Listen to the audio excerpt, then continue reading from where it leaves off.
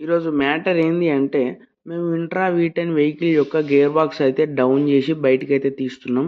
So, ఈ gear box down చేయడానికి గల కారణం ఏంది అంటే, రిలీజ్ బేరింగ్ అనేది పూర్తి స్థాయిలో పోయింది. ఇది ఒకసారి ఎలా పోయిందో ఒకసారి మీరు చూస్తున్నారు కదా! మీకు అర్థమైపోయిందని అనుకుంటున్నా. సో, రిలీజ్ బేరింగ్ పోతే వచ్చే సింప్టమ్స్ ఏంది వెహికల్ అంటే, మీరు క్లచ్ పెడల్‌ని ప్రెస్ చేస్తే సౌండ్ వస్తది. క్లచ్ పెడల్ నుంచి కాలు తీస్తే సౌండ్ పోతది. అది గుర్తుపెట్టుకోండి. సో, ఈ రిలీజ్ బేరింగ్‌తో పాటు ప్రెషర్ ప్లేట్ కూడా డ్యామేజ్ అయిపోయింది. అది ఎక్కడ డ్యామేజ్ అయిపోయిందో మీరు చూస్తున్నారు. మీకు అర్థమైపోయిందని అనుకుంటున్నా. సో, దాంతో పాటు క్లచ్ ప్లేట్ కూడా ఏం పనికి రాకుండా అయిపోయినాయి. సో, ఈ clutch plate and pressure plate దాదాపు 90,000 కిలోమీటర్స్ అయితే తిరిగినాయి. ఇదే ఫస్ట్ టైం వెహికల్‌కి క్లచ్ ప్లేట్స్ అయితే చేంజ్ చేసేస్తున్నాం. సో, ఈ ఎఫ్ పారకును క్లచ్ లివర్ అయితే తీసి పక్కకు పెట్టేసుకున్నాం. సో, ఒకసారి కొత్త క్లచ్ ప్లేట్‌కి, పాత క్లచ్ ప్లేట్‌కి మీరు ఒకసారి తేడా అయితే చూసుకోవచ్చు. సో, కొత్త క్లచ్ ప్లేట్‌నైతే వెహికల్‌కి అయితే ఫిట్ చేసుకోవడం అయితే జరుగుతుంది. సో, ఈ క్లచ్ ప్లేట్‌కి మొత్తం 6 బోల్ట్లు అనేటివి వస్తాయి. అవి అయితే ఫిట్ చేసేసుకున్నాం.